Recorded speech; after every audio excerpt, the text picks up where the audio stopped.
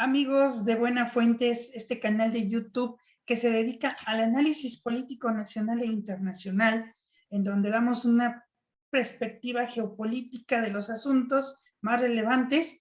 Y el día de hoy, pues, tengo el honor, pues, de contar con un personaje que admiro muchísimo, que he seguido por mucho tiempo, que sigo sus dibujos en la jornada, y se llama Rafael Barajas, el Fisgón. Es un placer tenerlo en este espacio.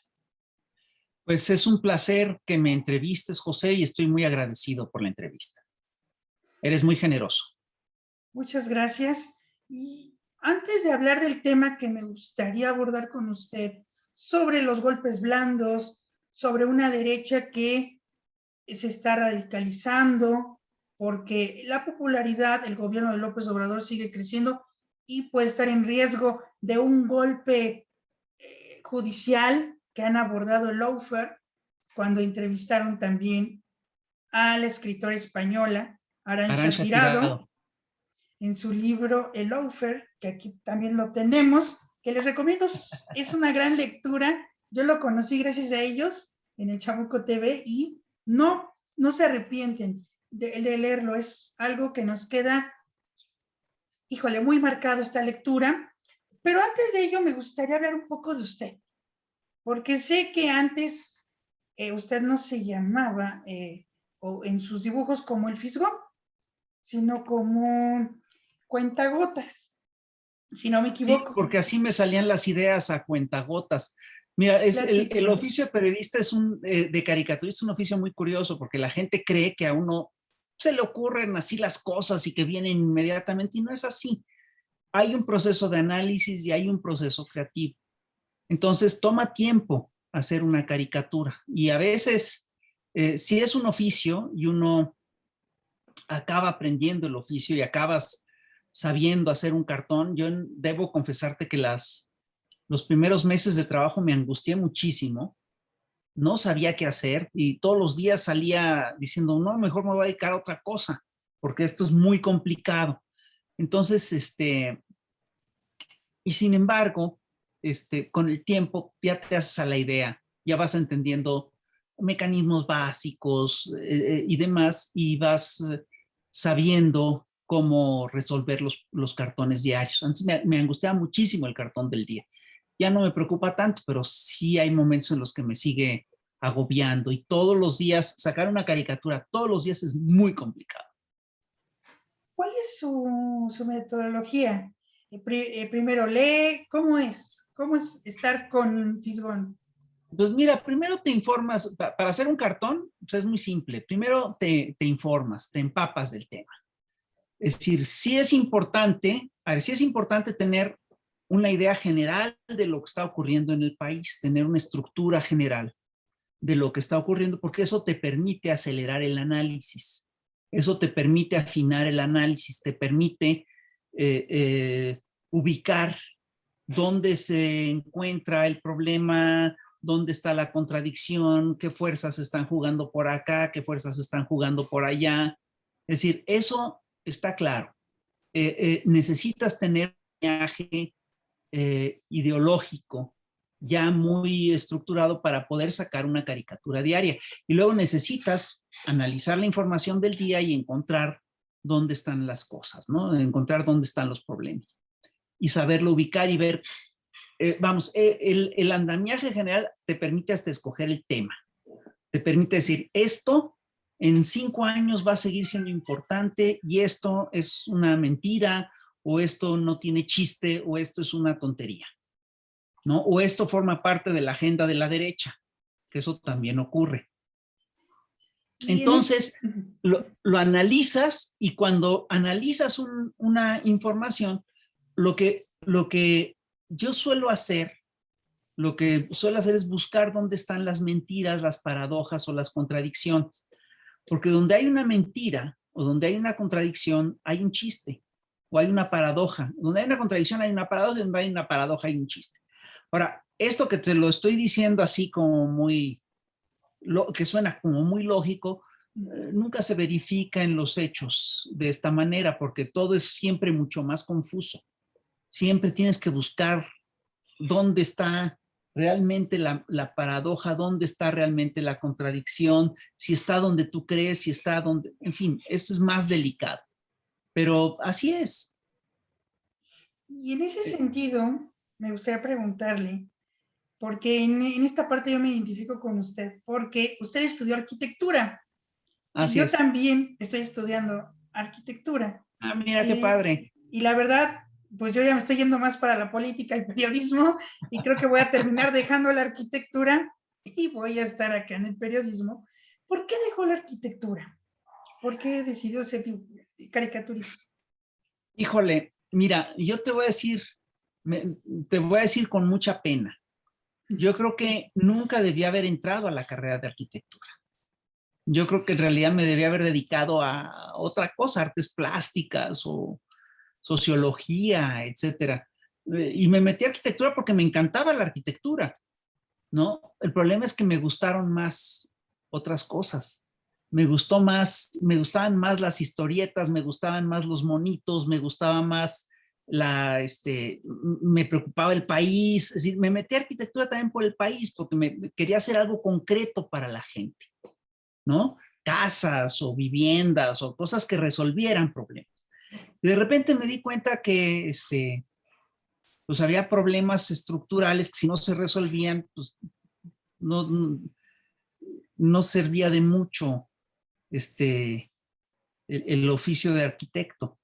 Entonces me dediqué, me fui metiendo poco a poco cada vez más a la política y pues ya que me enganché ya me costó mucho trabajo salir. Tú que te estás metiendo en esto te vas a dar cuenta que si te pica el insecto de la política, el bicho de la política, es muy difícil zafarte.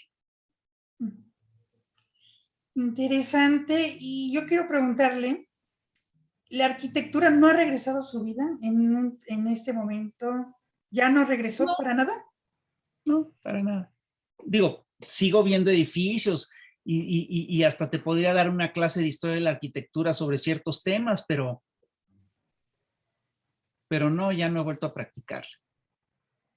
Interesante lo que nos está comentando, porque sí, a mí también ya me está pasando algo parecido y creo que ya no me está dejando el periodismo ir a la arquitectura como tal. Entonces, pues estoy viviendo con los dos, a ver qué tal me va. Y pues a ver, me gustaría por último preguntarle, ¿por qué ahora es el fisgón? Porque me faltó preguntarle esa parte, ¿por qué ahora es el fisgón? ¿Y cómo, y me gustaría complementar esta pregunta, cómo conoce a los demás moneros, el monero Rapé, el monero Higuera, el monero Patricio? Mira, en realidad los moneros, yo me puse el seudónimo de Fisgón porque empecé haciendo una historieta que se llamaba El Fisgón y era la historieta de un metiche y entonces a mí me empezaron a decir Fisgón. Entonces, pues me pareció un buen nombre para un caricaturista y me lo quedé. Un fisgón no solamente es el metiche y el curioso impertinente, un fisgón es el que se burla de los demás. Y es el que hace, y esto pues me pareció un muy buen nombre para un caricaturista. Te digo, me lo quedé. Y es chistoso, a casi todos los compañeros, a casi todos los colegas, pues los he conocido en las revistas y en los periódicos. Conocí pues, yo empecé conociendo a Magú, a Rocha, a Humada, porque trabajábamos juntos. Y la verdad está padre porque al final de cuentas somos un oficio, ejercemos un oficio poco común. Entonces los caricaturistas somos muy chistosos, nos entendemos muy bien entre nosotros, en general nos llevamos bien, porque es un oficio en el que descargas la violencia en el oficio. No sé si me explico. Entonces te puedes llevar bien, muy tranquilamente con otra gente, con los demás colegas, ya que eso, había un programa en la década de los 70s que se llamaba Kung Fu, que era un tipo que era todo tranquilo y todo calmado y que llegaba a un pueblo del oeste y entonces le empezaban a hacer cantidad de gandayeses y de repente llegaba un momento en el cual él se enoja, él para defenderse les pone una madriza a todos, ¿no? Y la verdad es que un amigo un día me lo hizo ver y dice, ¿sí, cómo no va a estar tan calmado y tan tranquilo si todas las semanas le pone una madriza a medio mundo, descarga toda su agresividad? El resto de la semana puede estar tranquilo. Y así somos los caricaturistas, nuestra agresividad la descargamos en nuestro trabajo. No sé si me explico. Oh, sí. Entonces estamos tranquilos, entonces somos una comunidad que se lleva bien. Yo a Helguera lo conocí porque él vino a un taller de caricatura que yo estaba dando. A Rocha y Ahumada los conocí en el 1+1 y después en la jornada. Y a Helguera lo conocí, bueno, ahí afianzamos la relación en la jornada. A Helguera lo conocí en el interregno del 1+1 y la jornada. Y ahí conocí también a Patricio, él fue mi alumno. Y también conocí a otros que se metieron ahí a hacer caricatura. Pues, era el único taller de caricatura que había, entonces venían todos los que querían ser caricaturistas, vinieron para acá, algunos quedaron, otros no. Pero pues, tuve muy buenos alumnos. Damián Ortega fue mi alumno, Patricio fue mi alumno, Helguera, pues, estaba muy bien. Y luego cuando estábamos en el Chamuco se nos acercó Hernández y también se nos acercó Rapé. Hernández nos mandó unos trabajos y la verdad están muy bien y se los publicamos, entonces ya se metió a trabajar con nosotros. Y igual con Rapé, así funciona, es un gremio muy chistoso y en general nos llevamos bien, somos un gremio de amigos. Y luego, con Rius fue muy chistoso porque yo lo conocí a él en es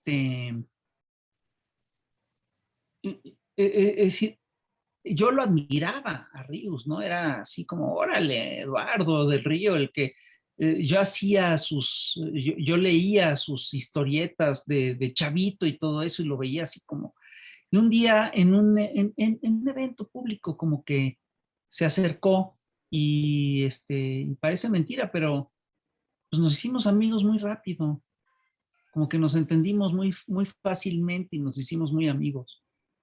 Así fue la historia con Ríos. Wow. Sí, yo también admiro mucho a Ríos. Sí, cómo no. Y es un gran caricaturista igual que ustedes y pues es un honor en serio tenerlo en este espacio. No. Y por otra parte, pues me gustaría ya pasar al otro tema, porque el tiempo nos está comiendo, estimado. Oh, sí. Rafael, nos está comiendo, entonces quiero platicar con usted sobre el golpe blando. Y me gustaría rápido dar un contexto para nuestro público que nos están Sí. viendo. Vemos que en América Latina ya sucedió pues una vuelta a la izquierda. En el 2006 en México no se pudo porque Felipe Calderón se robó la presidencia, etcétera, y no pudimos Así es. entrar en la marea rosa, como fue conocida, y ellos ya vivieron una serie de experiencias, sobre todo Argentina, Ecuador, también Venezuela, hubieron intentos golpes de Estado contra Hugo Chávez, pero los casos judiciales que golpearon con todo, pues fue Brasil, con Lula da Silva, con Dilma Rousseff, también con Cristina en Argentina y en Ecuador con Rafael Correa, e incluso encarcelaron al vicepresidente Jorge Glass, y una serie de persecuciones judiciales. Y ahorita está muy de moda en América Latina el lawfare. ¿Qué es el lawfare, estimado? Mira, a ver, voy a dar una explicación general y después me voy a centrar en el lawfare. Sí. Este tipo de revoluciones que se están dando en América Latina son nuevas, son atípicas. Normalmente las revoluciones se hacían, normalmente las revoluciones implicaban arrasar al régimen anterior. Es decir, por ejemplo, eso fue la Revolución Cubana. Llegó la Revolución Cubana y acabó con el régimen batistiano. Llegó la Revolución Mexicana de 1910 y arrasó totalmente con el régimen porfirista. Es decir, y es curioso, la Revolución Mexicana se da en dos tiempos. Hay un primer tiempo en el cual llega Madero y Madero trata de hacer sus cambios, tal, y a él lo mata y se lo echa. Y entonces la gente enfurece hay una rebelión brutal y para 1915 ya no queda piedra sobre piedra del viejo régimen. Estas transformaciones que se están dando en América Latina son transformaciones por la vía democrática. Todas, todas han funcionado así. Porque la vía militar se volvió impracticable. ¿Qué quiero decir con esto? Que es tal la fuerza y el poder que acumula el imperio Estados Unidos, la fuerza militar, que no hay manera de hacer una transformación por la vía armada sin que te arrasen. Incluso guerrillas muy poderosas como la guerrilla colombiana, etcétera, pues acabaron teniendo que negociar, ¿no? Entonces, la única vía que quedaba era la vía electoral y esta vía implicaba jugar con las reglas del juego del viejo régimen. No quiere decir que estas revoluciones o que estas transformaciones sean menos profundas, son profundas. Lo que sí es que son revoluciones que se dan sin que arrases con el viejo régimen. Entonces, el viejo régimen ahí está, y está a muchos niveles. Si tú tienes la presidencia, puedes no tener el Congreso, no tienes uno de los poderes, y eso, obviamente, esto fue lo que ocurrió en Brasil, ¿no? Es decir, esto fue lo que ocurrió en Brasil y en Venezuela en un momento dado, que el movimiento progresista tenía la presidencia, pero no tenía el Congreso, y eso, pues, obviamente, costó muchísimo, y el Congreso se le echó encima, entró en conflicto con la presidencia. Generalmente, el Poder Judicial se renueva con más lentitud que el Ejecutivo y el Legislativo, de manera que suele ser un bastión de los del viejo régimen. Y la otra cosa es que tienes además otros poderes. Tienes el poder de los medios, el cuarto poder, el llamado cuarto poder, y tienes poderes regionales, y sobre todos estos poderes tienes además el poder del dinero, el poder del gran capital, que tiene vínculos con el capital internacional y que tiene vínculos también políticos con un gobierno que es global, que es el Grupo de los Siete, el Fondo Monetario Internacional, el Banco Mundial, etcétera. ¿De acuerdo? Sí. Entonces, ahí tenemos una serie de cuestiones que son complicadas. Quiere decir que estamos efectivamente haciendo una transformación. En todos estos procesos se está haciendo una transformación, pero se está haciendo dentro de las lógicas del viejo régimen, dentro del aparato político del viejo sistema. Ahora bien, ¿qué ocurre? Pues que el viejo sistema reacciona. Andrés Manuel López Obrador habla del elefante reumático. ¿A qué se refiere él cuando habla del elefante reumático? Se refiere a que en todos los niveles de decisión del gobierno, incluso del Ejecutivo, tienes a gente del viejo régimen que se opone a los cambios y que quieres dar un paso y encuentras que te frenan en todos los movimientos que haces, ¿no? Aún en el Ejecutivo ocurre eso. En el Legislativo es más claro porque tú tienes a los partidos. Tienes Morena con un porcentaje importante de asientos, pero para ser mayoría tiene que hacer una coalición y tiene que negociar con la gente con la que hace coalición y tiene incluso que negociar con los que están enfrente. Tiene que negociar con el PAN y tiene que negociar con el PRI, tiene que negociar con todos. Y en el Poder Judicial lo que tú tienes es que ese poder está básicamente en manos del viejo régimen. Lo vemos claramente con el INE y con el Tribunal Electoral. Tanto el INE como el Tribunal Electoral fueron, los actuales funcionarios del INE y del Tribunal Electoral, fueron nombrados por el PRI, por el PAN y por Salinas y por Zedillo y por Felipe Calderón y por Enrique Peña Nieto. Entonces son agentes del viejo régimen en este proceso. Que obviamente ahorita estamos viendo, por ejemplo, cómo están operando el INE y el Tribunal Electoral. Operan a favor del PRI y el PAN. Está clarísimo, ¿no? Todas las decisiones que toman es quitarle una candidatura a Morena, quitarle una candidatura tal.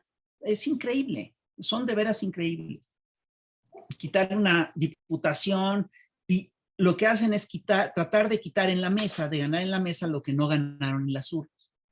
Son operadores del viejo régimen en cargos de gran responsabilidad. Y lo mismo ocurre con los jueces. Andrés propone una iniciativa para que no haya contratos leoninos y los jueces dicen, no, perdón, esta iniciativa no vale y son un poder real. Y además tienes al cuarto poder, que es el poder de los medios, que como te constará, está todo el tiempo bombardeando con una campaña en contra, hasta con cosas absurdas. Que si se regresa a clase, cuando en todo el mundo ya se regresó a clase, están en contra de que se regrese a clase simplemente porque es una forma de hacer ruido. Es una forma de perpetuar el golpeteo, de mantener un clima de zozobra, de angustia, tal, ¿no? Sí. Entonces, generalmente, Estados Unidos había controlado a América Latina en el siglo XX y lo había hecho mediante golpes de Estado. Como los golpes de Estado ya están muy desacreditados, se han inventado una nueva forma de control, que son los golpes blandos. Y el lawfare forma parte de las estrategias de los golpes blandos. Los golpes blandos son golpes que no son militares, pero en los que se activan los actores del viejo régimen para echar abajo a un gobierno progresista. ¿Cuáles son las herramientas? Son muy claras, es decir, son básicas. Tiene los golpes blandos tienen incluso 5 fases muy definidas. La primera es la de la deslegitimación, la segunda es la de la desacreditación, la tercera es el calentamiento de calles, la cuarta es la deslegitimación, la quinta es el golpe, ¿no? Entonces, en toda América Latina se han seguido estos puntos para echar abajo a los gobiernos progresistas, a todos.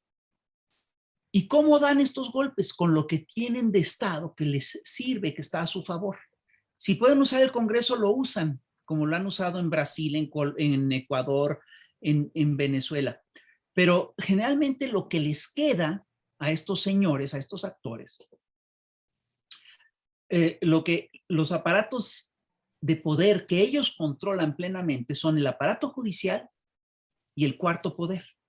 Y el lawfare es la utilización de los procesos judiciales como un arma de guerra, como una estrategia de guerra. Siempre viene acompañado con una campaña mediática. Es decir, actúan el cuarto poder y el poder judicial.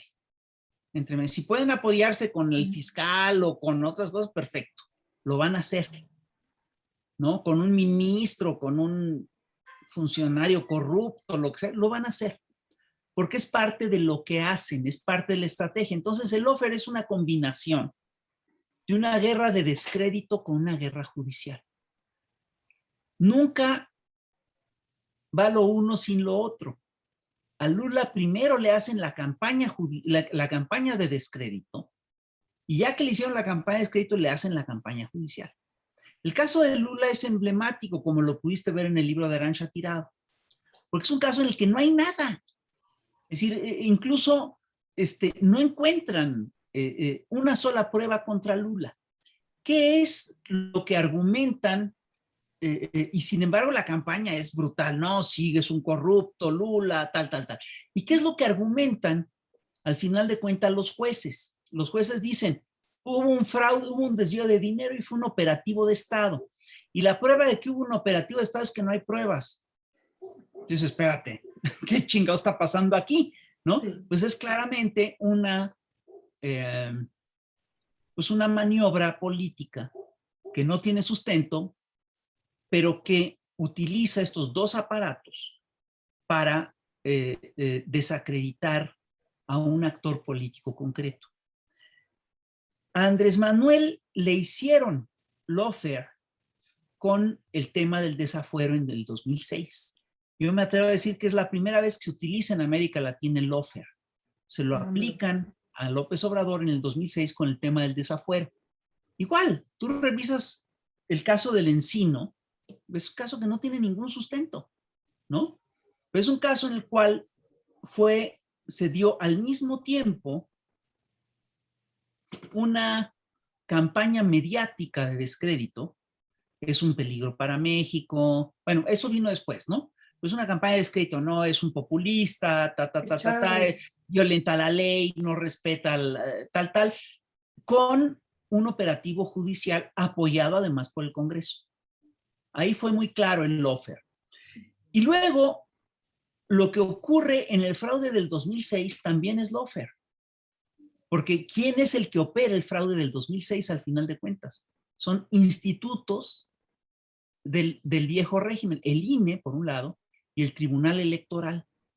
Si tú lees el dictamen del Tribunal Electoral, te vas a dar cuenta que el Tribunal Electoral mete un montón de cosas y tú lees el documento y dices, bueno, pues van a concluir que la elección es fraudulenta y que hay que repetirla. Y sin embargo concluyen, no, pues la elección fue limpia, vamos, validamos el triunfo de Felipe Calderón. Todo eso es lawfare.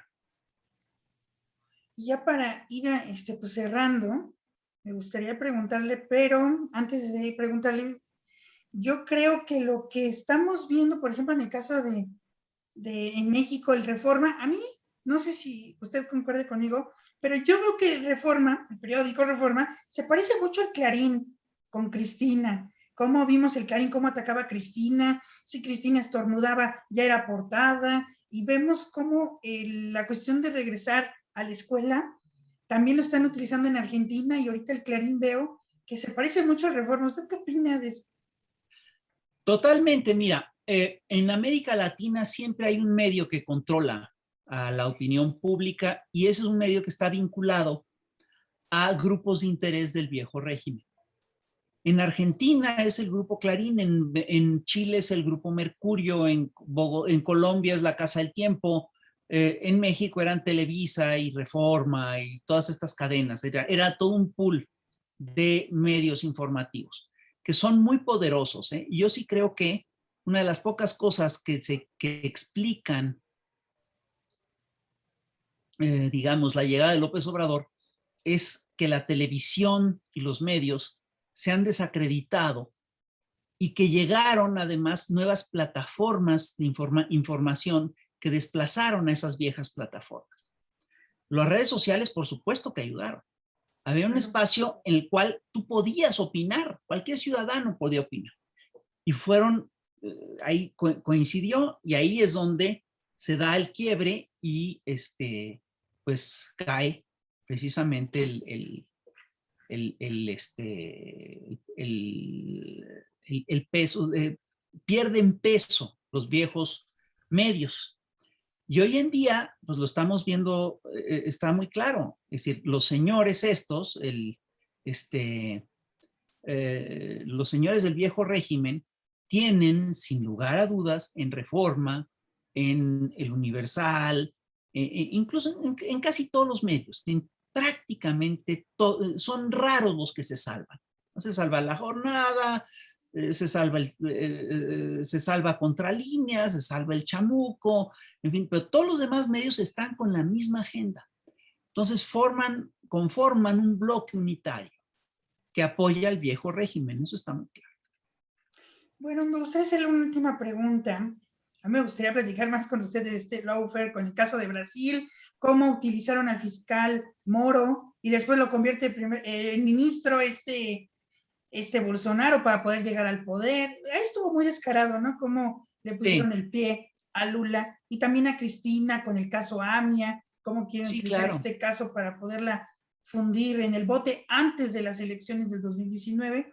Pero me gustaría preguntarle de México en cuestión de que, como usted dice, yo concuerdo, el primer lawfare fue con México, con López Obrador.